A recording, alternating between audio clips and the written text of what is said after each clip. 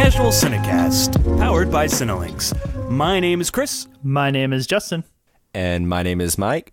Today's episode will be going over What's on Our Minds, followed by a feature review of Hereditary.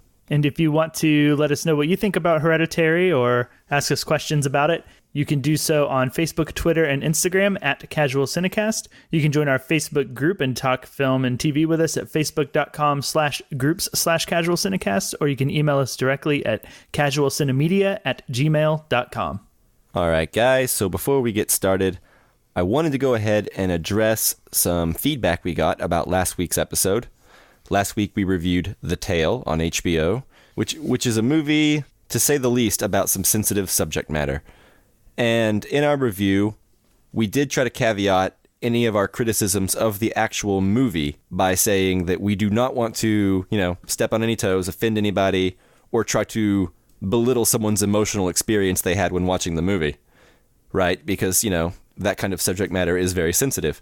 But we did get some feedback saying that we were a little dismissive of it, and we just wanted to go ahead and acknowledge that. We didn't want to dismiss the subject material as much as dismiss the things we thought were wrong with the movie. Yeah, I think for me personally, I didn't want to say that I don't care about the subject matter when I said, I don't care for The Tale. Those are two totally different things, right? I didn't like the movie, but that doesn't mean that the subject matter isn't important and that it can't have a positive effect. I support anybody liking the movie or anybody who takes anything positive away, or if it helps them in any way, that's awesome. My opinion on the movie doesn't matter and shouldn't have any bearing on that at all. It's true. His opinion doesn't matter at all. You heard it here Exactly. first, guys. All right. So with that, is there anything else, gentlemen? Now let's move on. No, I'm ready to move on. All right.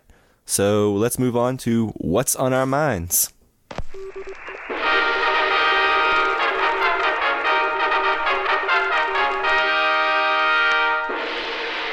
All right. Who wants to go first? Chris, do you want to go first? Absolutely. I went and saw this movie earlier this week thanks to MoviePass. I would have never gone to see this movie if I didn't have MoviePass, but I saw Upgrade. Have you guys heard anything about this? I have not. I've heard of it. Upgrade is a movie about a man whose wife is murdered. Surprise. There's a cliche there again. And he's paralyzed, and he has to undergo surgery, and he gets an upgrade, complete with an AI called STEM. And together they go hunt down the people that murdered his wife. This movie was directed by Lei Wanang. He also, I hope that's how you pronounce it, but he also directed Insidious Chapter 3, so he hasn't done a lot of stuff. I saw a description on Twitter about this movie, and I really agree with it. It's from Mike, and Oscar. They said that it feels like a very long version of a Black Mirror episode, and that makes sense. That's probably the best description of it.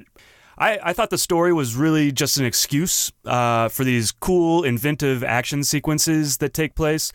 And in those scenes during the action sequences is where the movie really shines.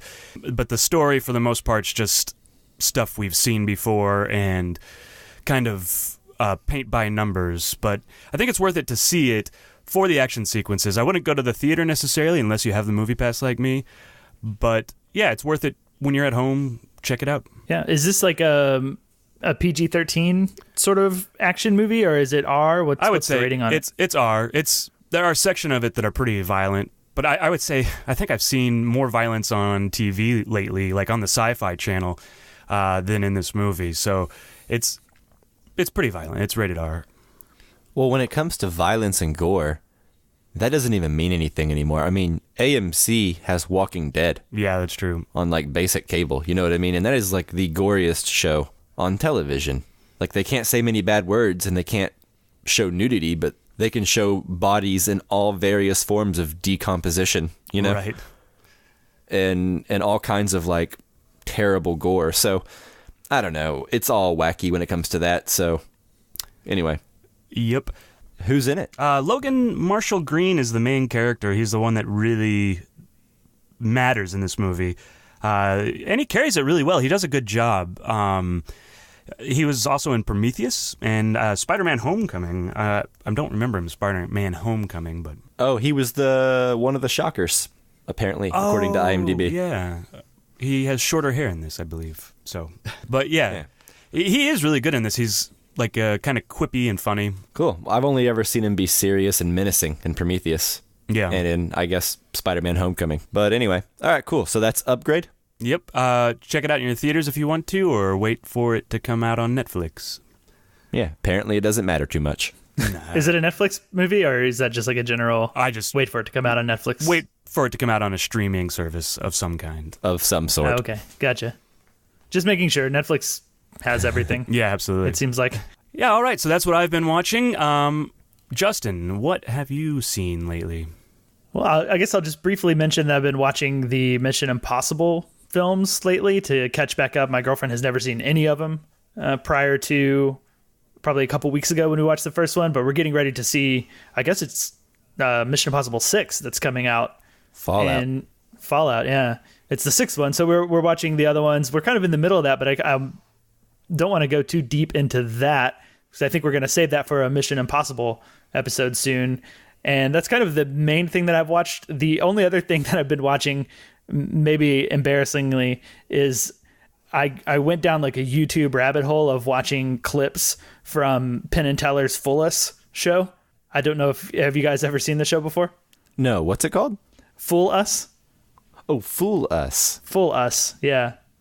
I probably didn't pronounce that very well, but... Yeah, I heard foolus, like one word. Full House. Oh, like lettuce, but... Yes, like kind of like lettuce, yeah. Anyway, what is it's Fool called Us? Fool Us. So it's, I guess, kind of a competition type show, sort of similar to like, I want to say like American Idol, but not really, because there's no like big like overarching like over the season like competition. It's basically just magicians come out on the stage, they do like a really big trick or a quick act like over like 4 or 5 minutes, and then if Penn and Teller know how they did it, they leave with nothing. And if they don't know how they do it and they actually fool Penn and Teller, then they get like a trophy, and I think they get like a chance, they get to perform like in Vegas or something like that. But like none of that is captured within the show as far as I know. It's just basically just like magic trick after magic trick after magic trick.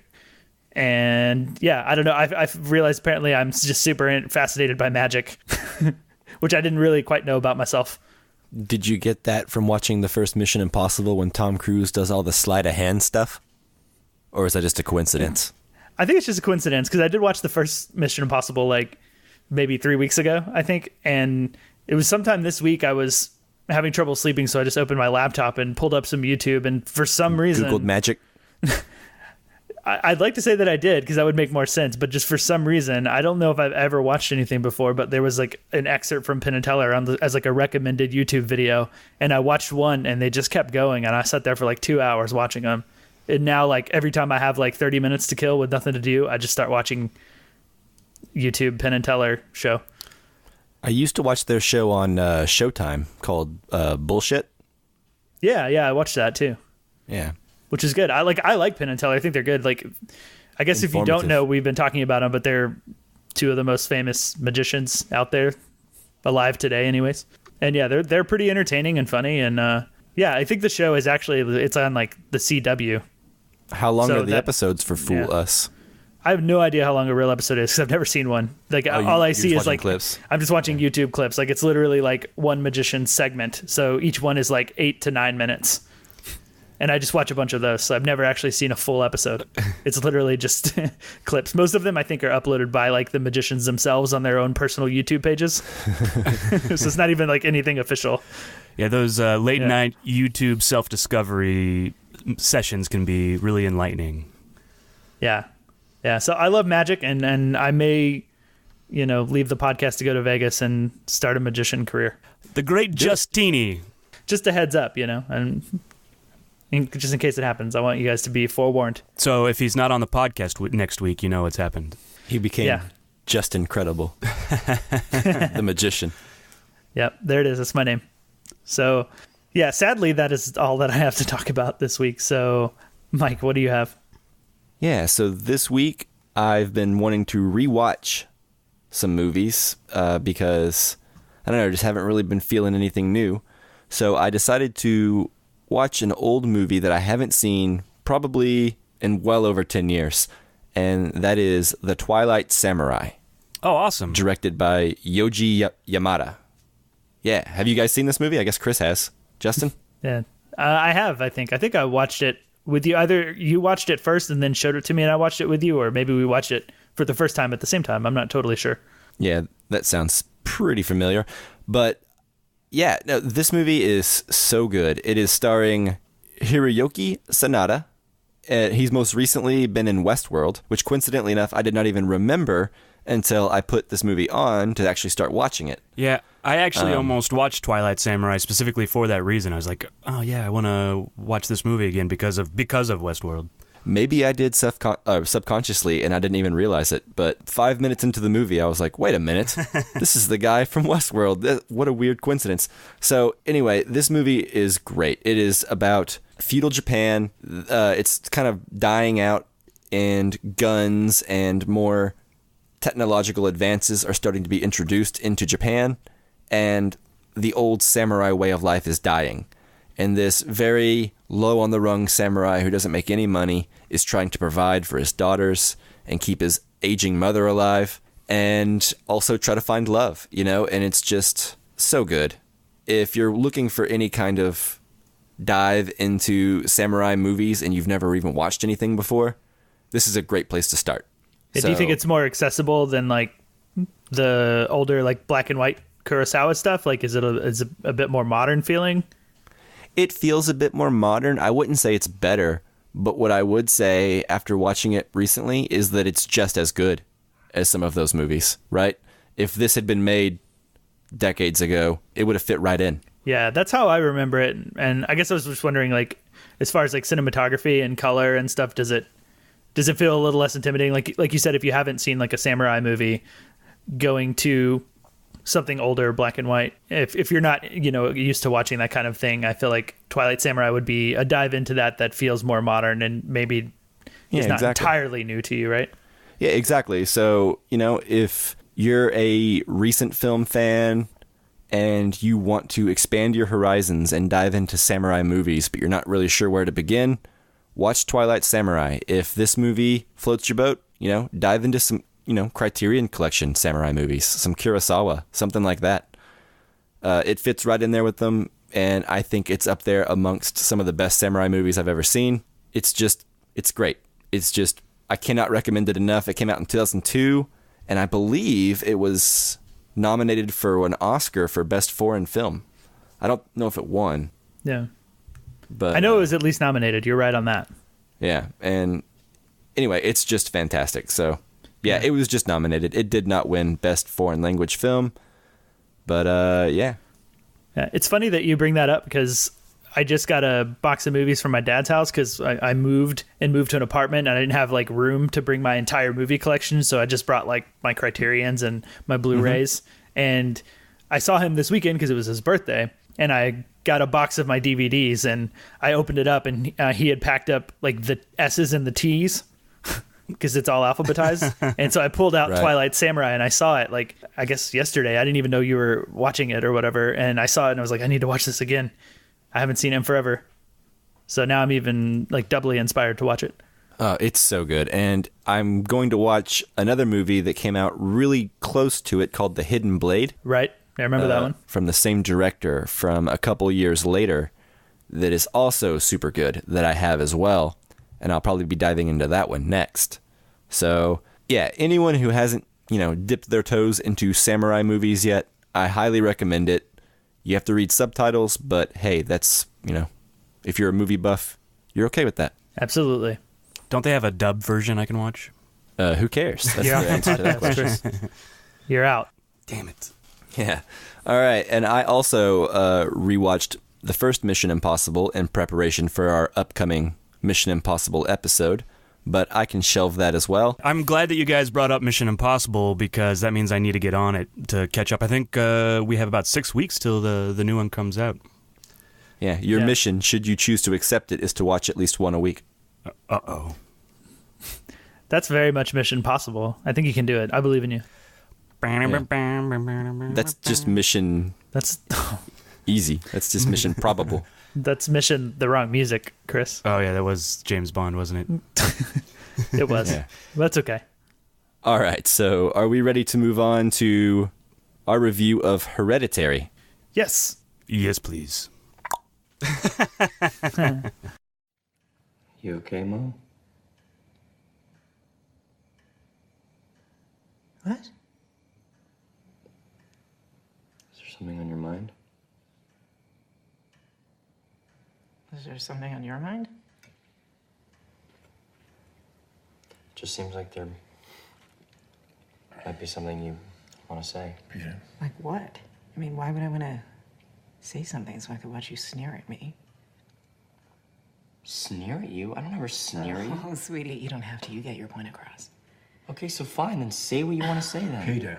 I don't want to say anything. I've tried saying Okay, so things. try again. Release yourself. Oh, release you mean? Yeah, fine. Release me. Just say it. Just say it. Don't you swear at me, you little...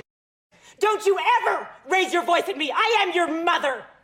Do you understand? All right, so as usual, before we get into the film, we wanted to warn you guys that we will be talking spoilers later, but first we're going to have a non-spoiler section, so if you have not seen the movie yet, you can continue to listen, and you will have plenty of warning and time and a neat, cool little bumper before we actually spoil the movie. So listen on. All right, guys. Hereditary. Directed by Ari Aster, which is his first film. Starring Toni Collette, Gabriel Byrne, Millie Shapiro, Alex Wolff, and then Ann Dowd. So the IMDb synopsis says, when the matriarch of the Graham family passes away, her daughter's family begins to unravel cryptic and increasingly terrifying secrets about their ancestry. What do you guys think? I don't know, it's almost too spoilery for me. It's hard to talk about this movie very much at all without crossing into that spoiler territory. Yeah. I think it's a movie that the less you know, the better. Like, I saw a trailer for it forever ago. I forgot most of it, but even I rewatched the trailer after watching the movie, and it shows very little of what happens in the movie. Like, it doesn't give very much away, and I almost think the synopsis rides the line a little too close. Yeah, the trailer, after having seen the movie, if you're worried you've seen too much of the movie based on the trailer, you haven't. They did a really good job at misrepresenting major points of what the movie's going to be about, I think. So that's good. Yeah. But yeah, I agree with you. The less you know about this movie, the better. Did we want to begin by going over our expectations? Yeah, let's do that. Who wants to go first? I'll go. I was really looking forward to this movie, and like we were just talking about, the trailer really did it for me. I wish I hadn't seen it, but it geared me up. I wanted to see it after I watched the trailer. And especially with Toni Collette being in it, I was really, really interested in it. So I was really excited and had high expectations, I would say, going into it, and hoping that it wouldn't disappoint me, right? Yeah, you're an A24 fan. I remember you being excited for this movie because it was A24. Yeah, A24 is still knocking it out of the park, I gotta say. Yeah. All right, cool. Justin, what about you? What were your expectations for Hereditary? Yeah, so like Chris, I saw the trailer. I think I saw the trailer with Chris, right?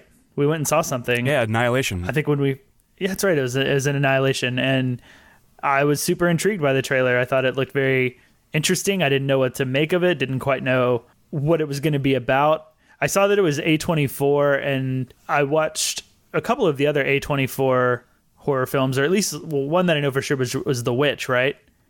That was A24? Right, yeah. Mm-hmm. And I wasn't that big on it. I thought it was decent and not great. So I was, I guess, maybe a little bit more skeptical than you might have been, Chris. But still, overall, looking forward to it. And I had avoided general reactions and reviews going into it. I think I ended up seeing one person's review on Facebook. A friend had posted a review. But otherwise, I really knew very little about what to expect or, what people were thinking. Yeah, so to be honest, I didn't really have any expectations. I did see the trailer and I thought, it might be good or it could be just another horror movie. It's hard to tell based on trailers. But yeah, because of A24, I was intrigued. I did happen to like The Witch a lot. I don't think it succeeds as a horror movie because it's not very scary, but I very rarely qualify horror movies on their scariness scale on whether or not they're good. That doesn't really mean anything to me. I think The Witch is really great, and I was hoping that it would be more in the vein of that and not in the vein of a lot of, typical mainstream horror movies. And question, that, I think one of us, I don't remember who, and it might have even been me, didn't we have this on our top 5 movies we were looking forward to in the summer episode? Yes, I believe that was actually me. Yeah. So I was anticipating it, but not looking forward to it and not expecting anything, Yeah, definitely. I've been burned before, let's put it that way, by trailers. So yeah, I know it had made my short list when we did that episode. It was probably like number 6 or 7. Like it was really close to making my list, but it didn't quite. So yeah, in a movie of 5 movies I'm anticipating all summer, you really just had to not be a superhero movie, and you had a pretty good chance of being on my list. Yeah, and spoiler alert: this isn't a superhero movie. No, it isn't. Actually, that's the twist at the end. Damn it, Chris! We told them we would give them a spoiler warning. My bad, guys. Okay, so I'll just go ahead and move into my thoughts now. So overall, at first I wasn't sure how I really felt about the movie. As I've gotten further from it, it's begun to grow on me. This is a very, very bleak movie. It doesn't feel very much like a horror movie, although it is, but more like grief as horror, blurring the lines between anxiety, mental illness, and horror. There are sequences in this movie where my heart was ready to explode from anticipation about what was going to happen. I'm glad it didn't. Yeah, me too. And they may not be the scenes that you think whenever you watch the trailer, but there are sequences in this that I have found to be masterful filmmaking, and I'll just leave it at that, and we'll get into a little bit more. But as a whole, it's weird. It leaves you with a weird feeling, but in the days after, I find that my appreciation of it has grown. Yeah. What about you, Chris? Yeah, I kind of wanted to start with Toni Collette. She is an actress who I think is just really amazing. She's amazing in this movie, I think. I don't know if you guys have seen United States of Terror, and this is kind of a sidebar, but she's, like, once I saw her in that, like, I'll go anywhere for Toni Collette because she's just really good in that TV show, and in this, she's better, I think. And then Millie Shapiro, as the young, kind of disturbed daughter, does just this really great job of being off enough for us to be unsettled, but the acting kind of never takes it too far, like never goes over the top. And then I think the person I was the most surprised by is Alex Wolff. I'd seen him in one other movie called Dahmer, and he played, it was about a young Jeffrey Dahmer, and Alex Wolff played his friend.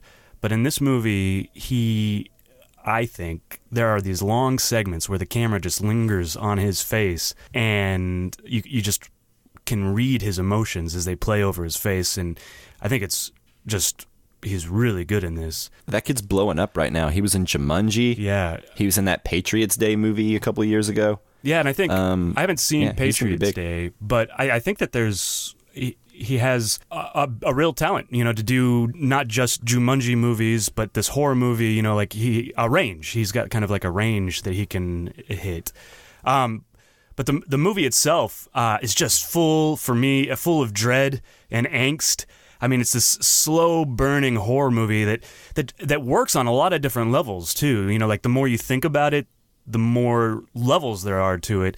And I think this is a film that just will stick with you for days afterwards as you think about it and ponder it, a lot like what you said, Mike. And there are more levels and depths that will reward you for watching it a second time or thinking about it too. So I think it works on a lot of levels. I think this is a really good movie. Go see it in the theater, I think. Try not to do it with an audience, though, if you can avoid an audience. Yeah, my audience was terrible. Yeah. Absolutely terrible. Real quick before we move to Justin, I just want to say I didn't really touch on the performances at all, but I agree with you down the line. I think Toni Collette is amazing. I think Alex Wolff is great. I think Ann Dowd is great also. Ann Dowd is, she was in The Leftovers, and she's really amazing. Yeah, and she's in The Handmaid's Tale. I knew her from. Yeah. And she's in Compliance. Yeah. She's been great in everything I've seen her in. Even when I don't love the thing that she's in, she is just always great. Yeah, and I think Gabriel Byrne's going to get looked over because he doesn't have the showy part. Nah. But I think he does a good job in the part that he was given, like the no small actors type of role. Certainly. I can't think of a weak link when it comes to the performances. Great cast. Yeah, I agree with that. And I think that as much as everyone raves about Toni Collette, I think that everybody in this is so good that nobody really shines brighter than the others to me. I think everyone is equally great in it. That's kind of my opinion. Yeah, I would agree with that. Yeah, I 100% agree with you. I think Toni Collette just has the meatier role. She gets to do more. Yeah, I think so. I think you're right. But, that's just part of a leading role. Yeah. I don't think she's any better than anybody else in it. I think you're right. She just has the more interesting role that has more range of things to do. Yeah, absolutely. It's a testament to the movie that everyone's as good as they are. So, beyond the performances, what did you think of the movie?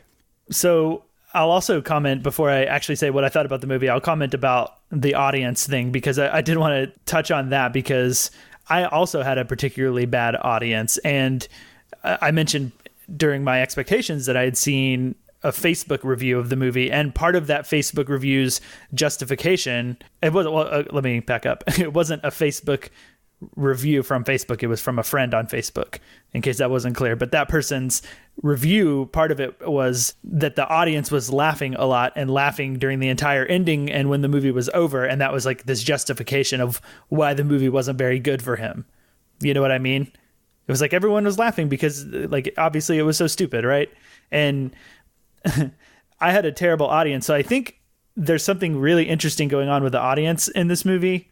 And personally, I had a good amount of laughter and a good amount of people whispering to each other. And I think I say that to counter what you said, Mike, a little bit. You said that as a horror movie, it's not much of a horror movie. And I know you don't mean that completely, but I kind of think it does really succeed as a horror movie as far as getting under your skin and being suspenseful and making you tense about what's going to happen next. I know, to quote my girlfriend, she said she was terrified during it and still is, thinking back on it. And go ahead. Oh, I'll say it's a horror movie, but it substitutes scares for dread. And to me, that's much more impactful, and that's what I look for in a horror movie. But I don't think that's what most people look for. I think that's what most people act like they want, but when they get it, it's too much for them to handle. And I think it's a hallmark of a good horror movie. I think that's what a horror movie should do, like you. So I guess in that sense, I think it's a horror film, but I know what you mean, that it's not quite like a horror film by the average moviegoer standard where they're gonna want jump scares and that sort of stuff. I don't think right? there's a jump scare in the entire movie. I don't think so either. There may be one. I can think of one actually, but we don't have to go into it, even though it's in the trailer. But anyway, so people were whispering in my theater. I actually had to get up. I got up and walked down the row over to two guys who were there, and they kept whispering to each other during the scariest, most quiet, tense parts of the movies. And I think it's because they were actually scared and had to kind of break the tension by whispering to each other and giggling. Right. Sure. Yeah. But actually I had to get up, walk over, and I was like, hey, there's no way to do this without sounding like a dick, but I can hear everything you guys are doing, and it's really distracting and kind of ruining the movie. Can you please not do that anymore? To which they apologized and they said, I'm sorry. So I guess I handled that okay and didn't make anybody mad. Yeah, but which is a hard thing to do. Yeah, no fist fights for Justin. Yeah, it is. And I remember we had to do that exact thing during Paranormal Activity. There was a guy and his girlfriend sitting right next to you and I, and they were making jokes every time something scary would happen, and you had to shush them. And I thought the guy was getting ready to fight us. Oh my gosh, I thought he was too. He set up so fast and looked at me what did you just shush my girlfriend for, or whatever, my date for? Yeah, it was very scary. Yeah, it's and I remember, almost as scary as Paranormal Activity. Yeah, I remember you shushed him, and he didn't know I was with you, so I was thinking, okay, if he attacks Justin, I'm gonna pop out of nowhere and just get him real quick, and then run. Good. And leave Justin to take over the rest of the fight. But I'll be able to support him at the beginning because this guy doesn't know I'm with him. Yeah, you can sneak attack, the element of surprise. Yeah. So anyway, no, I agree with you. I think that's what audiences do when they're scared. I think there's a certain part of them that starts to make light of the situation. Yeah. And so when you hear people talking about laughing in the movie and thinking it's stupid, I think that generally comes from actually being scared. So to me, anything you read about that, you should actually take that as praise for the movie in a weird kind of way. Yeah. And go ahead, Chris. I was just going to say something I learned from being in a lot of plays and theater and stuff. Oftentimes, audiences laugh when they're uncomfortable, even if it's something really dramatic happening on stage. I helped out with a production of Raisin in the Sun, and at the climatic moment, he's like down on his knees and he's like so upset, and the audience will laugh because they feel uncomfortable, especially in a live theater setting. And it was college kids too, so oftentimes they're not exactly sure how to handle it, and so they laugh. And I think that's an issue that happened in this movie as well. My theater audience laughed a lot too. For sure. And to go on a little further, I think this movie is very much a slow burn. I found it very, very fascinating the whole way through from like start to finish. I don't think for me personally, I was ever scared or as tense as some people say that they were during it. Like I've seen a ton of like hyperbolic reviews or like Mike, you said that your heart was going to explode. Like I never got that. And I don't know if that's because I was like maybe expecting that or what, but like as a person who isn't that big on horror movies and doesn't really enjoy that, like I almost found myself wishing sometimes that like we could get past like all these scary moments because I wanted to know what was happening next and what these characters were thinking and doing and what was going on. Like part of me wished that like there was a version of this movie that didn't have the scary stuff in it, Well, let me because I found the story and characters all extremely interesting, which I think real quick, Mike, a good horror movie for me is one that if you took out all the scary moments, it would still be a great movie, right? I mean, maybe. I don't know if that would make sense to do, but I think I get your point. Yeah. It probably wouldn't be as interesting of a movie, I guess, but like as far as like the experience of watching it. Sure, but if two things. One, I will say that the moment whenever I said my heart is going to explode out of my chest, I would argue is not even a horror movie moment. It is entirely dread. And we can get more into that in spoilers, and it happens pretty early into the movie. Yeah. That is what I mean when I say my heart is about to pound out of my chest. I mean, it was masterful, suspenseful filmmaking, not any horror elements that ever rise to something that's going to terrify you. So I would agree with you that if you're going to this movie expecting traditional scares, it's not going to be there. It's all the unsettled, eerie feeling you're going to feel afterwards, I think, that is what this movie is trying to accomplish. I mean, for me, I agree with you, Mike. I think it's in the movie. I mean, I felt dread. I don't know if it was, I can identify that emotion as being scared necessarily, but I felt dread about what's coming next and what's going to happen around the corner. That's like the suspense. Yeah. And suspense and dread. But that's what I'm saying. Yeah. Suspense and dread. And I think that can be defined as scared too, just depending on That's what I'm defining as horror in this movie. Yeah. That's the only way I can justify this movie being a successful horror movie is if I substitute like horror for dread and discomfort. Yeah. Yeah. I mean, I agree, and that's what I'm referring to as well. Like I didn't have those moments, those heightened moments that I've seen like since seeing the movie, like reviews that I've read that are like extremely hyperbolic. And I guess I mainly say that because I feel like the most horrible thing that can happen for a good horror movie is that people say it's really, really scary or that it's really, really terrifying or like, there's that article that I think, Chris, you like posted on our Facebook or our Twitter or maybe both that was like seeing Hereditary is the equivalent of 2 hours exercise for your heart. And it was like showing heart rate monitors of people. And it was like drumming up this like terrifying feeling. And I understand that's part of marketing, but like I sometimes I feel like that's the worst thing, like we experienced that working at Blockbuster when people would come in and ask for a scary movie. The second you recommend a movie to them and say, this is scary, it's almost guaranteed 100% that they will bring it back and say, I didn't like this. It wasn't scary because they were expecting it, right? They're also expecting a different type of film, right? And they're expecting jump scares. They come in asking for a scary movie.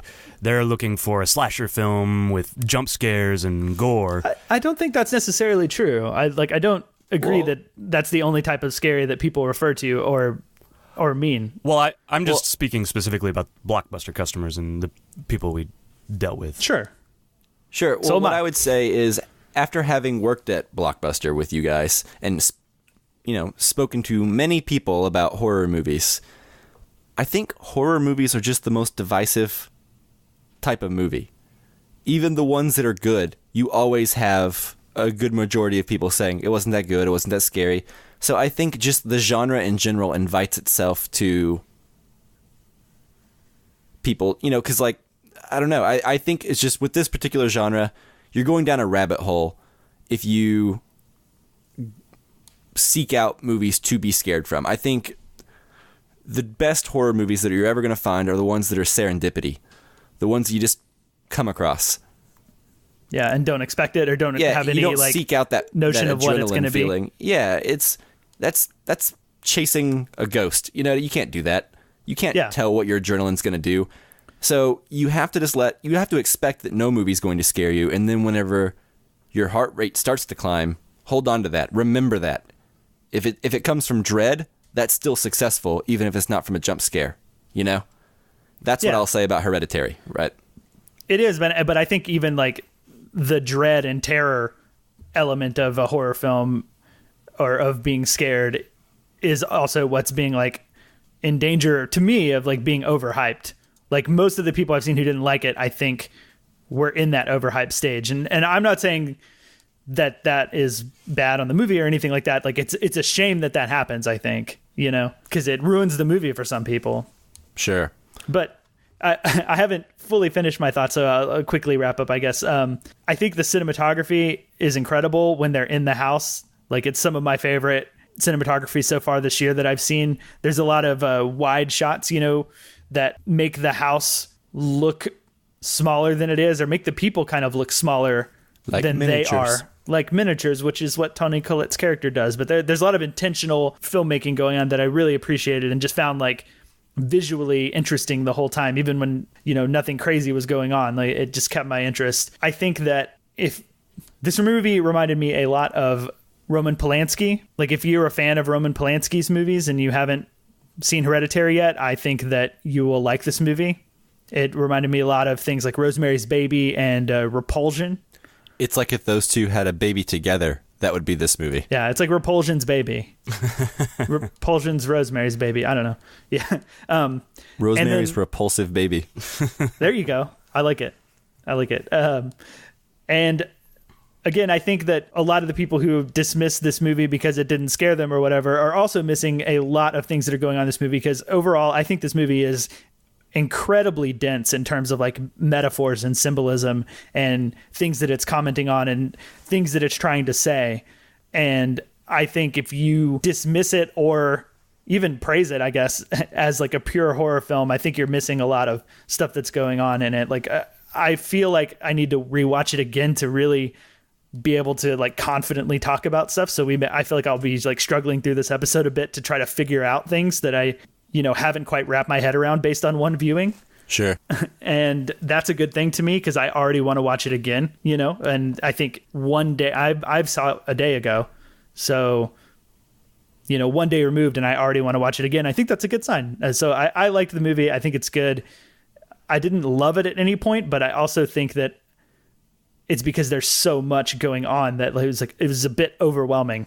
You know, I was just trying to like take it all in, wrap my head around it. And I think there's just too much to do in one viewing. So I think that honestly kept me from loving it, and rewatching it, I think will either make it significantly better or maybe, you know, I think there's a chance it could be worse, but not much of a chance, you know? Yeah.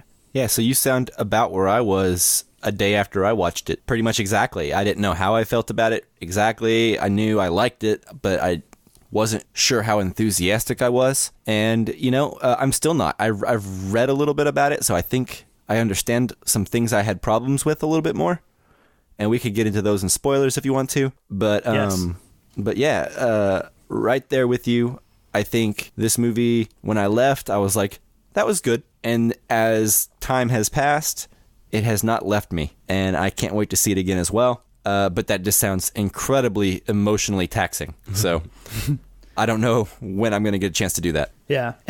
And I think the last thing that I want to say, at least for me, before we move into spoilers, is that I actually do think there is some moments where laughter is acceptable in this movie. You know, like I wouldn't say get annoyed anytime you hear anybody laughing at this movie, because I think there's some genuinely funny, like really, really funny moments in this movie.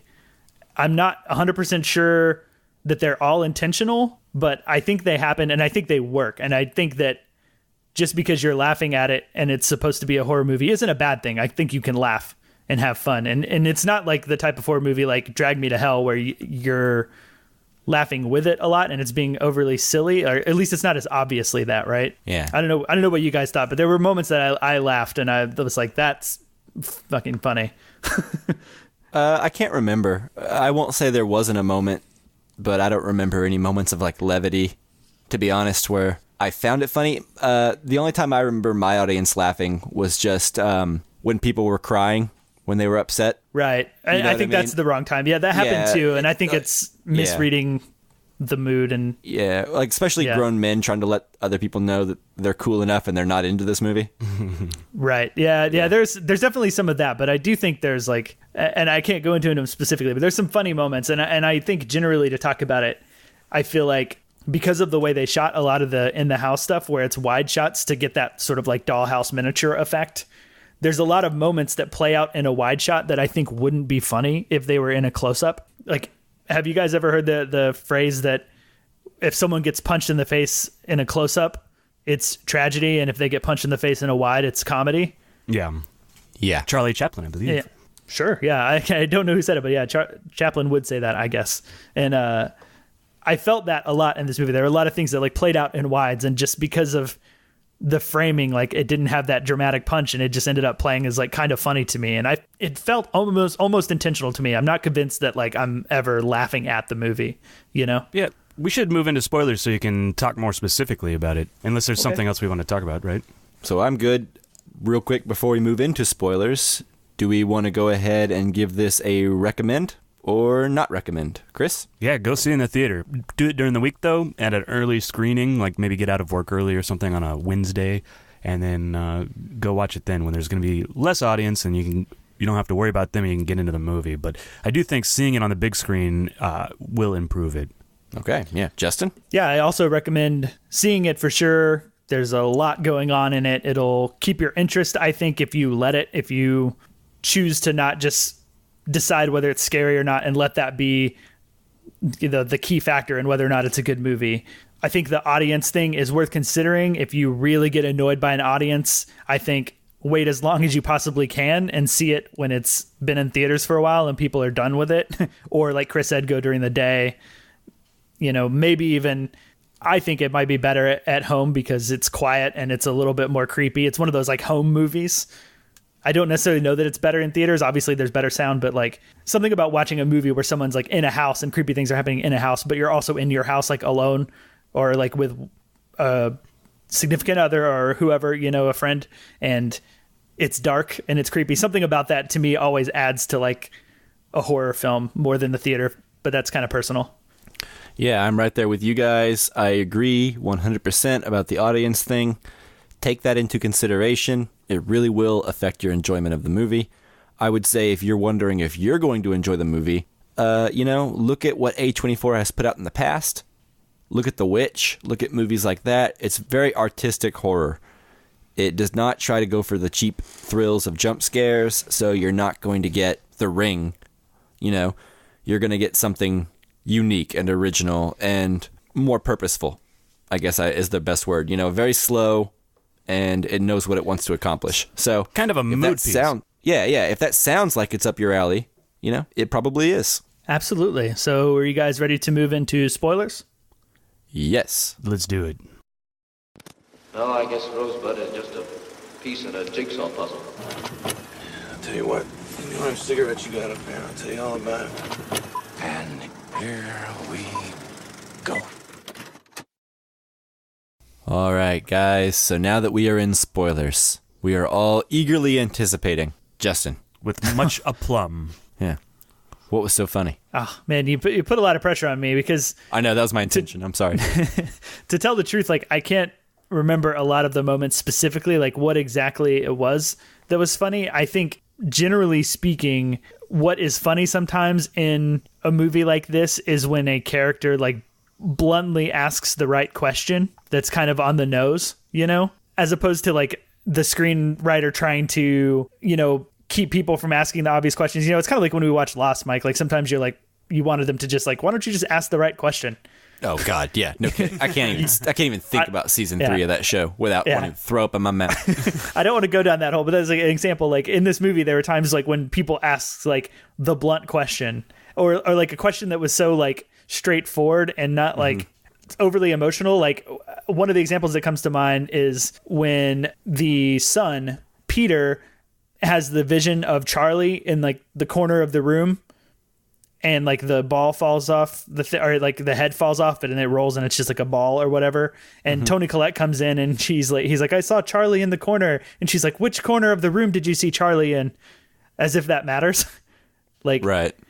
It just seemed like this really like logical question that doesn't necessarily give information that would really matter. And I guess another example of things that I thought was funny when Toni Collette's trying to convince Gabriel Byrne to go up into the attic, and she's like, oh, there's more up there. There's more stuff. And he's like, you mean more than the headless body of your grandma?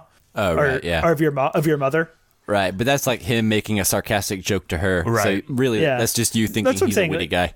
No. I mean, I think there's like funny things in it. Right. And right. There's one other moment that like, it seemed like almost too cheesy or weird to be funny, but it's when they're doing like the seance and Gabriel Byrne looks at the book that Toni Collette has, and it has that other language, and he says, and I quote, "What language is even that?"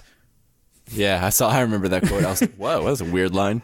Which is an extremely weird line. And like, I think that's what kind of tips me off, that I think like the filmmakers are okay with you having fun with the movie. And that's what makes me think that like some of these moments that I'm laughing at that aren't inherently funny are okay with the filmmaker, or like maybe like somewhat intentional, or they even just like maybe don't really care, but like to leave that line in, right? Yeah, I'll hop on that real quick. I think you're absolutely right. I think that's a sign of not bad filmmaking, but excellent filmmaking. Someone who's in charge of what they want you to feel. They're comfortable making you laugh for a minute. Because, yeah, I agree. There were moments in there that, like, they aren't laugh out loud funny, but they're like, oh, that's, like, a little quirkier than it needed to be. I think there are a lot of first-time directors that really make an impression when they come out of the gate, and they can take the audience on an emotional journey. Make you laugh, make you suspenseful, things like that. I remember Quentin Tarantino praised Eli Roth for Cabin Fever, which I don't agree with. I think that movie's terrible. But I remember... there you go. I remember at the time he loved it though, because he thought Eli Roth was really good at going between humor and fear and suspense, and the horror element. So when you can play the audience like a fiddle like that, that's a sign of a good director right out the gate, I think. Yeah. Being able to hit all the notes is really cool. And that's actually something we haven't talked about. This is a first movie for Ari Aster, and I think this is, for being his first movie, is a real accomplishment, right? Yeah, absolutely. He's gotten plenty of acclaim for it. Yeah, and I think it's a really great movie, and you're right. He has a lot of skill, and just another first-time director that I'm really looking forward to his second movie, along with the director of Thoroughbreds, too, Yeah, 100% I agree with you on that. So, since we're in spoilers, let me go ahead and talk about the thing I mentioned earlier where my heart was pounding out of my chest, right? So I guess the scene that I remember being the most effective to my audience, even the people that were laughing previous, was it's got to be whenever Peter's character is trying to drive Charlie to the hospital, and her throat is closing because what we assume is a peanut allergy at the time. And he hits that pole, and what happened before he even looks. And you have the shot of him not wanting to look at the mirror, Yeah. And, that's just so masterful. And when he goes up to his room, and then it cuts to the next morning, and he didn't sleep all night. He's just laying there motionless. And you can hear Toni Collette say, I'm going to go to the store. And she's going to go down there and get in that car. And what she's going to find when she gets there. And that is where my heart was racing. And that is... waiting for Toni Collette to hear Toni Collette see it? Yeah, absolutely. To me, that is horror. That was that was the horror movie. It was the grief. That's the true horror of this movie, is this thing happening to me, or what if this happened to me? Oh my God. Yeah. And his face, Alex Wolff's face. Yeah, that scene, that whole scene, it just sits there on his face for so long, and you just see his emotions play over his face, and And then I love the shot. So he slowly takes his foot off the brake, he's in full tension mode, and then he has to kind of like relax in his way in order to keep going. And it was just really good. But that's what makes this a horror movie, right? That tension and that grief. It doesn't have to like jump out and scare you, but that's to me horror. Yeah, Right. that scene shut everybody up who was talking and whispering and giggling in my theater, and probably shut them up for a good 10 minutes afterwards. It's profoundly upsetting. And then when you see the head the next morning, just covered in ants. Yeah, that was a tough one, but That was very effective. Yeah, that was just, it tore me apart. And because the whole movie, based on the trailer, I was thinking this little creepy girl is going to be the thing. She's going to be this movie's thing, the clicking of the tongue that she does in the trailers that they used in the marketing so ingeniously, only to have this happen a third of the way into the movie. Anyway, so Toni Collette's performance just absolutely floored me. To me, that is where the true horror comes from, is the blurring the lines between grief and horror. So my most horrific moment is Toni Collette has gone into Alex Wolf's room, and she says to him, "I never wanted you anyways." And then her reaction after she realizes that she said it is just, she's like, "I can't believe I just said that." And then Alex Wolf, that's the most horrific thing that any mother could say to their kid, right?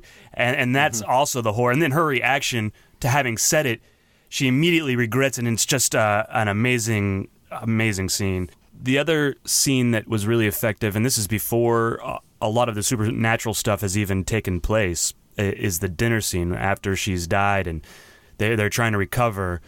And they haven't really talked about it yet. Right, and they're all trying to sit down for dinner, and Toni Collette blames Alex Wolf's character, and it's just this tension field. That's the dread. It doesn't even have to be supernatural. The dread is this having to face your mom afterwards, or having to face your son, which you blame for killing your daughter. What did you guys think of this scene? I loved it, and I would use this as a testament to what I was talking about earlier a little bit. It was I almost wish that scary stuff wasn't part of the movie, just so I could focus on how interesting everything happening with the characters and with the story is. And because I think this scene, they get just as much tension and dread, as you were saying, out of the situation as they do some of the more horror scary elements of it, as much as the seance scene later, or the third act of the movie. And the thing that I love about the scene so much is that there's so much tension building up to the son saying something. And I believe this is just after Toni Collette has told Ann Dowd's character, Joan, about the time that she was sleepwalking and she woke up and Peter and Charlie were covered in lighter fluid or paint thinner it was. Yeah, and she thinner. had the matches. Mm-hmm. And so this is just after that. So at that point, we know that has happened, and that's a thing that's happened between Toni Collette and Peter. But we never find out at that point if Gabriel Byrne knows about it. And we never found out that if they've ever talked about it. I think we get the impression that they've never actually said it. So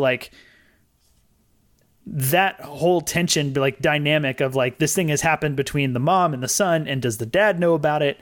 And all of that combined together with the things that have actually happened in the movie, with the son in a way killing the daughter, and Toni Collette maybe being to blame for forcing her to go. All of that combines into one of the best scenes of the movie in terms of tension for me, and it has nothing to do with horror at all. Yeah. Real quick, I just want to throw this out there because we're going to touch on it later, but I want to continue with this conversation. There is evidence in the movie that suggests that the son was not responsible for that death. Right. It all Sure. kind of depends on. So yeah, we can kind of talk about all that stuff later. I think we would be amiss to not talk about it. But no, I totally agree with you. I think the tension from that scene all stems from, before she mentions it, how does Toni Collette feel? She's blaming the son, but to what degree? Mm-hmm. How does the dad feel? He hasn't mentioned anything, this poor guy. What is he thinking right now through all this? And then how is the son feeling? So for a good 10 minutes after that pivotal scene, you're sitting there trying to just piece together the family dynamics. And the dread that comes from that is effective too, And it all culminates in that dinner scene. And I agree with you. It's just really masterful and very, very emotional and very, I don't know, just great. I love that scene. One thing that I wanted to mention before we get too far from it is the very first shot after Toni Collette finds the body in the car, and you just see her on the ground just screaming, "I want to die." Right. Oh my God, that is such a good shot. And it's backing away, and you're just leaving the room, and she's just stuck in the middle of the room, getting smaller and smaller as we're getting further from her grief. And it's just, I don't know, it just tears you apart. And that's the scene where, as you pull back, you see Alex Wolff hanging out right outside the room, just listening to it, right? And it's... Yeah. There's a lot of detachment that happens with like scenes like that in this movie, and I think it's because of what we were talking about earlier with like the wide shots and how they shoot the house. Like, I feel like another film or another director would have shot that scene in a close-up, at least at a certain point, right? So we can really be in there and see what Toni Collette is feeling and doing in that scene, right? And to be wide, there's almost something more disturbing and cold about being wide and watching that scene play out than like being in there and feeling what the character's feeling. Like, it feels, it's a little more eerie, right? I agree. To just sit back and watch it. Yeah. So, real quick, I guess let's start talking about the supernatural elements. Are you guys ready? Mm-hmm. Yeah. Okay, so there is evidence that suggests the worshippers of Paimon were responsible for Charlie dying, if not Paimon himself. Did you guys catch any of that at the time, or have you thought about it since? I've thought about it and tried to piece it together in my head, and I guess if there's like actual evidence, then I don't think that I've caught it. So, as far as I'm concerned, go ahead and tell me. One thing I noticed, and I think this is where it's going to be really benefiting to have a second viewing of it, if you're brave enough. But like I noticed on the poll, and this is without me necessarily reading anything else, but there's that symbol that's everywhere. I think it's a 666, but it doesn't necessarily look like a 666. But it is on the poll that knocks off her head. It's not a 666. It's like it's the same symbol that's on their necklace. Yeah. And the same symbol that's on like the mat outside of Ann Dowd's house. Right. Yeah, and it's in the book, and it's the one that's on the roof of the attic above the body later. Right. So, okay. It's kind of a Hebrewish sort of looking symbol. I don't think that's it's like what it Babylonian or something like that. Yeah. Like, Babylonian. Like really old. Yeah, like really old. So Paimon is a real occult demon thing, or not real. I don't want to say real because that sounds stupid, but it's really worshipped by real people, right? So, and it's a real demon of, it's got history. You can Google it. So this demon, Paimon, is supposedly, I guess at the beginning of the movie, the grandmother has died, and through Toni Collette's conversation with the grief counselors, you learn that the grandmother was really close to Charlie, but she was not allowed to get close to Peter when he was a boy. And then later you find out that Paimon needs a male host. So it seems like they temporarily had Paimon in Charlie as like a temporary host. And then once they were able to successfully orchestrate her death, they had to emotionally weaken Peter to get Paimon into Peter. That's pretty much what we're all in the same page on, right? Right, and I think the key word there is in the passage that they show in the movie that it had to take over a vulnerable male body. And I think vulnerable is like the key word. Yeah, vulnerable helps make the passage smoother. Yeah, and because I had that thought for a while until I really started turning things over in my head. But initially I was thinking, why were they even trying to do it with the girl? Because that's the impression, right? That they had put it into the girl, or not necessarily put it, or were kind of putting it in there or whatever. Temporarily. And so I was like, why would they even go for the girl if it needed a boy? Why not just immediately go for the boy? And then eventually I remembered, oh yes, vulnerable. Like, he wasn't vulnerable. It's only through the death of his little sister that he becomes vulnerable. And that's true. And also Toni Collette would not let the mother around Peter for the first 10 years of his life. Yeah, and very early on, after the grandma's funeral, Toni Collette's talking to her daughter, and the daughter says, "Grandma always wanted me to be a boy," So there's definitely hence her being named Charlie. Right. Wasn't her name Charlene or something? Or it was something different. And then they called her Charlie, like the grandma had named her that. Yeah. So the intention being that the grandma raised Charlie and fostered a vulnerable child. Like that would be where all of her issues and her kind of quirkiness, I guess, and eccentricities come from, right? Exactly. Is that what we're to assume? Right. And if you want to go down that road, right, and subscribe to that, which is kind of what I think I do, which is that, yeah, Pyman has been in Charlie her whole life, but never with the intention of staying. Always with the intention of biding time. And because there is a letter that Toni Collette's character gets at the beginning from her mother that says, like, all this sacrifice or something like that will be worth it in the end, I promise. So at the time, you don't really know what it is, but then later on, in retrospect, she's basically just apologizing in advance for tearing Toni Collette's family apart. Yeah, and I've just thought of this too, but as far as like physical evidence that's in the movie, I don't remember what it is that's laying in the road when he's driving and he swerves, but... Like a dead dog or dead deer or something. Well, it reminds me of later in the film when I didn't know why they showed this, but at a certain point, there was the dog that was barking in the house. That was like the first time we ever see a dog. Mm-hmm. And later on, I think it's after Peter has been in the attic and he's walking over to like the little tree house. There's a shot and it stops and it shows us specifically that same dog is laying there dead. And I didn't know why they showed it, but thinking back on it, like right now, it reminds me, I think like the image of the dead dog laying there is similar to the image of the dog on the street. So I'd have to watch it again to see if that's true. Mm-hmm. But maybe that's part of like them orchestrating it, is that dog is like around doing stuff. Sure. And so to carry it further, so they say early in the movie, they kind of set up that Charlie has a nut allergy. She can't eat nuts of any kind, peanuts, I guess. And later at the party, when she's eating the cake, she eats a cake with nuts in it. And we assume that it's a nut allergy that has caused this. But between those two scenes, we see a shot of Charlie in her room making one of her creepy dolls, and she's eating peanut M&Ms. So we've seen her successfully eat peanuts and not have any kind of reaction whatsoever. And we I also thought that too. Yeah, and I'll get this. Pyman, we've also seen very rarely, but I think it's Pyman who levitates Toni Collette's body at the end of the movie into the treehouse, right? And it's Pyman who is doing certain things of the supernatural variety. So if Pyman is already living in Charlie, it makes sense that he could turn off and on a choking sensation whenever he needs her to conveniently hang her head out the window. Because later on we see Peter with the same choking sensation under the bleachers, just when he's feeling grief, you know? And so if you don't want to go the supernatural element, I guess you can rack all that up to just his mind playing tricks on him because of grief.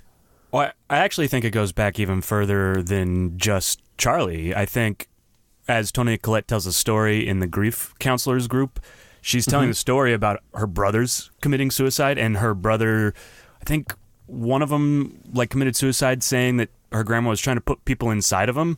So yeah, like, exactly. Is Pyman moving from body to body, or is he looking for one single host? You know, we're not necessarily sure. Or were they unsuccessful? Yeah, I guess he's looking for a perfect male host, and he hasn't been able to find one yet. Yeah. So the grandmother just keeps sticking him into whoever. It's there's a lot to unpack when you look back on it. It's really great. And I think it's interesting. I think all that's there, and you can dig into it. But I also think it can just be seen as a meditation on grief and the horror of grief, right? I think. Yeah, absolutely. I think it works without that stuff too. Just thinking of it as metaphor in terms of like, yeah, metaphor, but also like there's something about fate and like the way that things add up in this movie that like is just coincidental enough that it feels fateful as opposed to unbelievable. Mm-hmm. So even without thinking about it in terms of like, oh, this is like a little thing that Pyman or they're setting up in order to intentionally do this. Like even without that, I don't think everything that happens is too far fetched to just, you know, chalk up to fate and life, you know? Yeah, absolutely. At the end, did you guys catch right before everything starts going crazy? It's right after Gabriel Byrne's character goes up in flames for when Toni Collette throws the journal in the fire.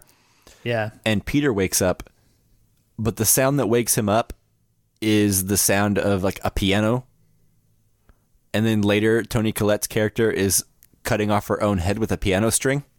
Right. I didn't know that cool. I didn't know that was a piano string, but that never seemed apparent to me. But I guess it makes sense. Yeah, well, it's next time you watch it, you'll notice. Did they ever set the piano up earlier? Because I don't remember a piano at all. I don't. They definitely didn't have any scenes where anyone was playing a piano, but I don't know that it wasn't in the background in a few shots that I just didn't notice. I don't know. Something to go back to, I think. But yeah, I didn't notice that. That's cool. It's something to rewatch for. I do want to go back and talk about the father catching fire from her throwing the book in, because this is something that I have been thinking about, and I haven't quite figured out what I think it means. But initially, Toni Collette decides she's going to destroy the book and hence destroy everything bad that's happening. And she puts the book into the fireplace on her own, and she starts to catch fire with the book, right? Mm-hmm. And then she thinks that she may not be strong enough to do it, I guess. So she gets Gabriel Byrne to, or she doesn't get him to, she tries to convince Gabriel Byrne to throw the book in the fire for her, and then she'll burn and die or whatever. And Gabriel Byrne won't do it. So finally she takes the book from him, throws it in herself, and Gabriel Byrne goes up in flames. And I don't have a connection for that yet of like why that potentially would have happened, like backwards from the way it happened before. Do you guys have any thoughts on that?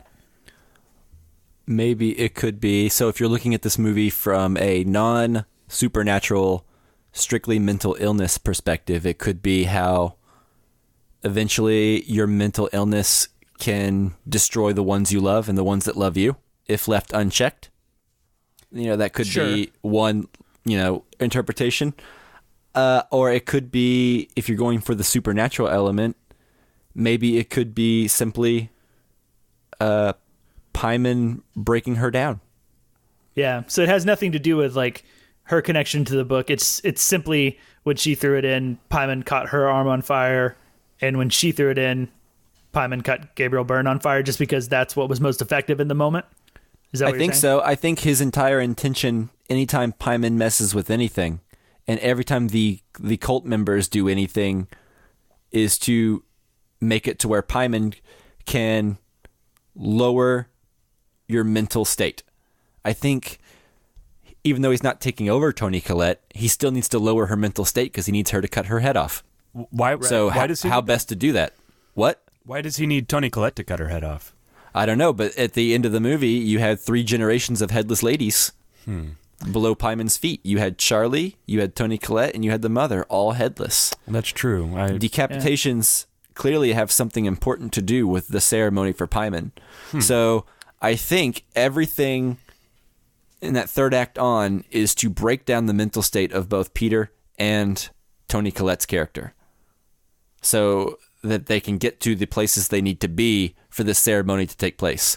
By the way, the shot where he goes downstairs, and I know everyone's freaking out about the shot where Toni Collette's above his head, and that's a really good shot. But the shot that got me was when he looks over and he sees the naked man from the funeral in the closet. Yes. Ugh.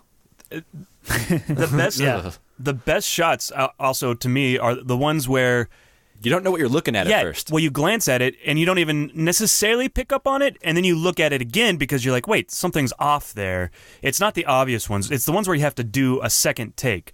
And that's like when you're in the room by yourself and there's shadows on the walls, when you have to do that second take when you're a kid and there's that horror of being alone in your room with the shadows. Like, that's what's scary about this movie too, Yeah, that's why I think this movie is a great view at home movie. Oh yeah, I think I agree with that. Yeah. But yeah, I think what's fun about that shot that everyone's talking about, where he wakes up and she's like in the corner and you kind of don't see her at first because she's in some shadows. What's great about that is that it's essentially just this rubber band like twisting and gaining tension the entire time, and you sit there and wait for something to happen, and it's almost like the antithesis of the jump scare, right? Like where the jump scare, it's like something comes out of nowhere to surprise you and make you shocked momentarily. This is, like I said, the opposite, because you literally see it there the whole time and are waiting and waiting and waiting for something to happen. And like, it never really does until later in like a different scene. That's kind of a similar setup, but Right. Yeah, that's actually... I enjoy that. Yeah, that's a really interesting... I never thought of it that way. The jump scare is the release. So if you never get a jump scare, then you've never released that tension, right? Exactly. Yeah, you don't get it until like a second scene. I think it's when he's looking at the burned body of his father and she's behind him and he turns and she's gone and then she starts running at him from the corner. It's like we finally get that moment. It's not quite a jump scare. It's a little surprising, I think.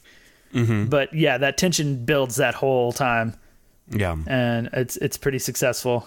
Yeah, I agree. That's kind of what I was saying earlier, which is that I think what this movie has going for it is dread. It's the horror of dread and just knowing something's coming along before it does. Right. Yeah. And I think talking about the supernatural ideas, because I think with the way this movie ends, I think there might be room for interpretation on like what's real and what's not. And I think a key part of that is something I'm not sure of, but that is perspective. Like, what is the movie's perspective? Are we in like an omniscient third observer, or are we more in like Toni Collette's mind, or are we more in Peter's mind? Maybe we bounce back and forth. But do you feel like the movie has a perspective, or do you think we're just like purely observing? Well, I actually think that would tie into the miniatures, right? Because they have those... The movie opens up with us pressing into one of her dollhouses, and then Gabriel Byrne in the dollhouse walks in and wakes up Alex's character. So I would say that we're observing would be my guess. What do you think, Mike? I'm thinking. That's a good question. I would say we're observing from the outside, but with a very, very particularly close look at Toni Collette's character. I think we're meant to observe her and judge her, but never condemn her, if that makes sense. Yeah. Her character, the things we find out about her are so terrible sometimes and so unflattering, but never outside of what you could imagine yourself to be in her similar circumstances, you know? So I think the dollhouse thing that Chris says, there's definitely something to that. There's maybe something to it in fate, right? Like everything is predetermined. These figures and these houses already exist, and they're all to be molded and placed at our convenience because we are the ones controlling them, right? So maybe these people are Payman's pieces, his miniatures, to do with as he will, you know? So we're maybe a bit more like Payman? Yeah, maybe we are Payman in this. We are watching. It's a means to an end. These people don't matter. So, you know, their lives are already predetermined. Yeah. So is that what the miniatures mean to you? That was a question I was going to ask later. I think so, because in the classroom, whenever Peter is in there, the teacher is talking about the story they're reading, and it talks about fate and how everything is predetermined. Mm-hmm. And how we're not really in charge of anything we do. So I think it absolutely ties in. Yeah. Yeah. And I think that's why I asked the question of like perspective, because I think depending on whose perspective the movie could be from changes like what's going on, you know? Oh yeah. Like I think if you're looking at it, like we're talking about like your Pyman's perspective, then everything takes on a bit of a different meaning. And if you're thinking of it and viewing it as like being with Toni Collette, like there's a lot of stuff that you can question. Did that really happen or did it not? And I don't think there's there's many interpretations, and I don't know how many of them are wrong. Right. That's one of the things that is so great about the movie, in my opinion. Yeah. This movie could literally be this family with a hereditary trend of mental illness just committed mass suicide at the end of the movie. Yeah. In different ways. Yeah, absolutely. And that's, or grief. It could, be about the horror of grief and how you dive down that, which becomes mental illness. But yeah, that's exactly why this movie is great. Yeah. And I think it has that stuff. I think it has grief. And one thing that I took away from it, metaphorically speaking, I felt like there may be a comment going on about our expectations for our children, and how we bring basically miniature versions of ourselves into this world and try to mold them, and people can try to like make them what they want them to be, you know, and maybe that gets as cheesy as like, as an example of like, you know, the parent that wants their kid to play high school football and be the quarterback or something, right? Like you want to make something out of them, and you end up passing on like your own baggage to them, right? Your own issues sometimes, and like things don't quite go the way you planned, or maybe you end up screwing up your kid by doing all of that, right? And causing a lot of issues. Like, yeah, absolutely.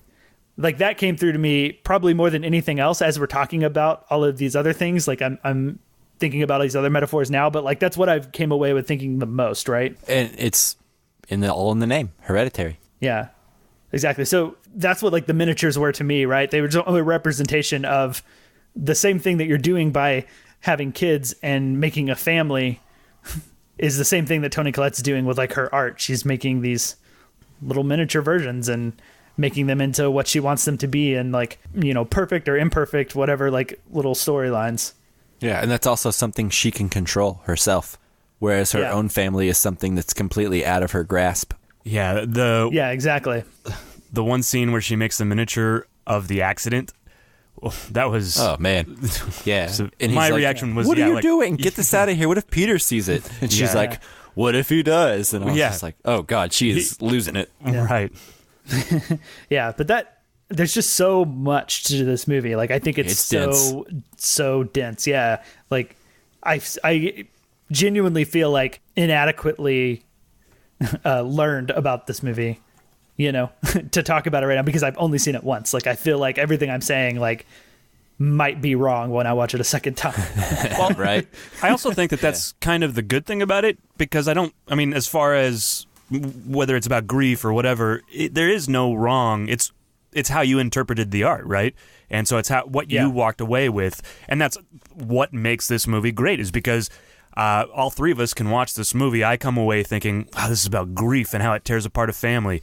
Justin or Mike thinks about it's, you know, about mental illness and how it's passed down, you know, or we think that it's Pyman's perspective, and that's what makes a great movie, that all three of us can walk away with completely different things and talk about it, and it's just really great. Seal of approval. And do you guys have anything else? No, I think I'm done. Okay, I have one other thing that will come out of what Chris just said, really, but it's short. It's short. It's a question. I hope so. Yeah. So Chris, what you said actually just leads me to like kind of the last thing that I have to ask you guys, but you know, there's a lot of similarity with Rosemary's Baby with this film, I think particularly with like the ending, but that got me thinking about what makes a movie a classic. Like, they're so similar that I almost feel like this movie could take on like an instant classic sort of status. And I know that's always said sometimes, like kind of in a hyperbolic sense, but I was wondering, just like right now, after having seen the movie so soon, like, do you guys think this is going to go down in like horror movie history, or even like movie history, as a classic in the same vein as like The Exorcist and Rosemary's Baby? So let me put it this way. When you look at classics like Rosemary's Baby and The Exorcist, the ones that really stand the test of time, they don't have a lot of jump scares. They don't have a lot of the things that most audiences look for in most contemporary horror movies. So I would argue that the horror movies that are in our vision as like the best of the genre, I would say those are all in the same vein as Hereditary, and that it would fit right in with those. I wouldn't be surprised. I'm not going to predict that it will be, but I think it fits in so well with the kind of things that make good horror that even if general audiences don't recognize it yet, that it will be soon. Yeah. If that makes sense. Yeah, I agree with you, Mike. And I think what I will add to that is, if this movie isn't in my top 10 at the end of the year, I am very happy, because you had a lot of good movies this year. Yeah, exactly. So yeah, I think this almost is secured a spot in my top 10.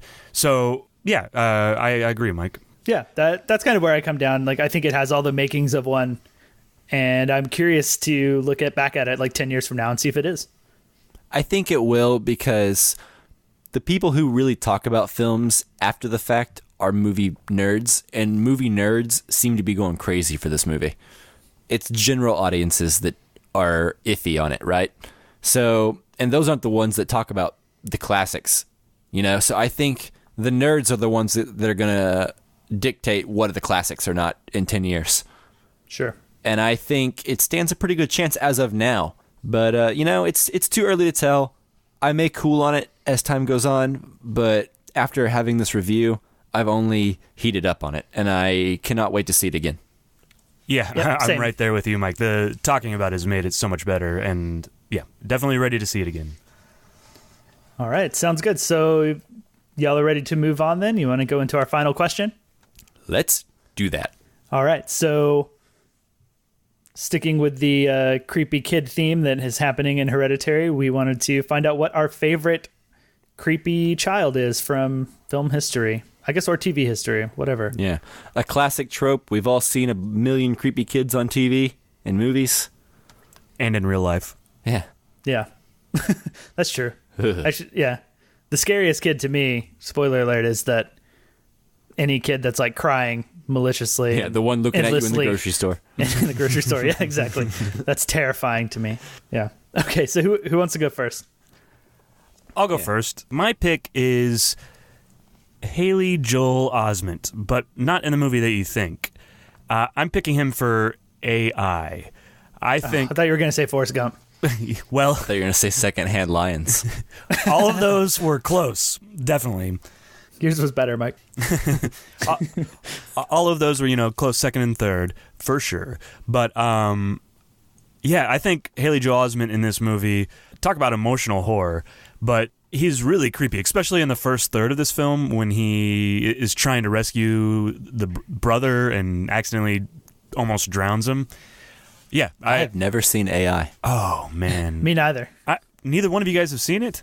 No, I know it was the movie that Kubrick died on and Spielberg took over, and it was just supposed to be a big mess, and I just never saw it. And I've never really regretted that until this very moment, and now I wish I had seen it, because Right? now I really want to for some reason. Well, what I will say is the first time I saw it, I hated the ending. I think Spielberg oftentimes tacks on an ending.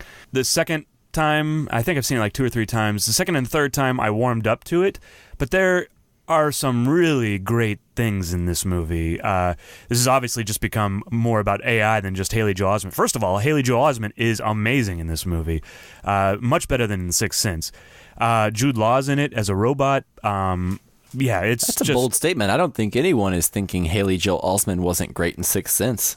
No, wait, what did I think say? that's one of the staples of Right, I think he's child actors. right, and I think he's better than he was in Sixth Sense. Yeah, and maybe I just some wanted of to clarify. Yeah, because of the creepy robotness of that he plays makes it really, really good. And he also plays. That's the spoiler. So let me move on. Yeah, so definitely, you guys should watch this, and then we can talk about it next week or whenever.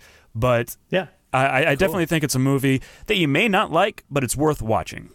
Yeah, no, I definitely want to. I expect it will be a movie I don't like, but that's kind of the appeal, because I guess I've never really thought about it, but AI has always been kind of one of those little gems of a movie that has such an interesting tale behind it, and based on the talent behind it. Yeah, it's that, definitely it's everyone very should interesting. probably see it. Yeah, absolutely. Yeah. Okay. What about you, Justin? What's Yeah, your creepiest so- child? Yeah, so my creepiest child is going to be maybe a little outside the box here, but from a 1977 film directed by David Lynch called Eraserhead. Ooh, good one. Yeah, that kid He is a creepy child. which is basically a baby and doesn't do anything, but it's all disformed and Repulsive. disfigured. Repulsive. It oozes and pusses and is Cries. generally it cries, as we've talked before. It's awful, and it's one of the more like unsettling things in the movie. Like it's a bizarre film. If you haven't seen it, I don't really want to say a lot about what it's about. If I don't even know if I could confidently say what it's about. Yeah, That's it's not one of the mysteries of the film. a lot, but it's about a lot. Sure. Yeah, I don't want to say a lot, but like it's basically just kind of like turns my stomach while I watch that movie. I've seen it twice now, and both times it's just like almost like appetite killing to like watch that little baby. And while it's not necessarily performing because it's not a real person and it's not acting, it's just so creepy to me. Would you say it's a good diet deterrent or no? Oh God. Would you say it's a good diet aid? The Eraserhead diet? Yeah. Just watch it when you feel hungry and then you don't have to worry about being hungry anymore. If you think that not eating is a good diet, which it isn't, then yeah. All right. Sure. Perfect. We're selling it. Yeah. All right. So yeah, that's it for me. Mike, what do you got? All right. So I'm going to go with, I got to find the year now since you gave the year for Eraserhead. I mostly did that just to build suspense. Damn it. Now I got to do it.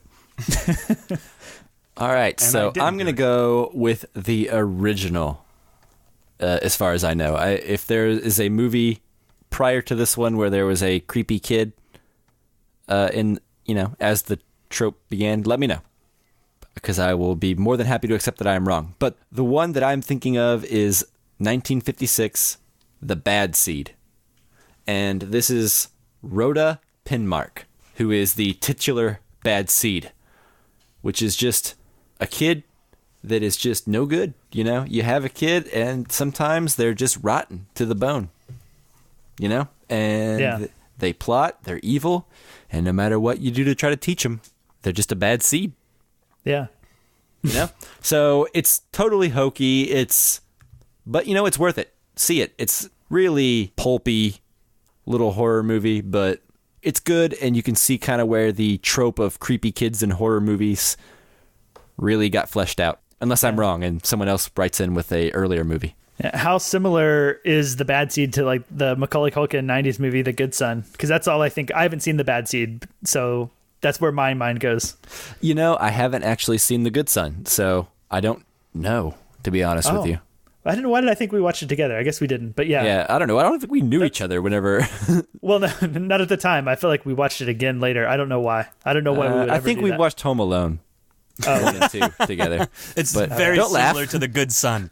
That's something people do. Whoops. No, I know, but I was thinking that it was like Home Alone being very close to The Good Son.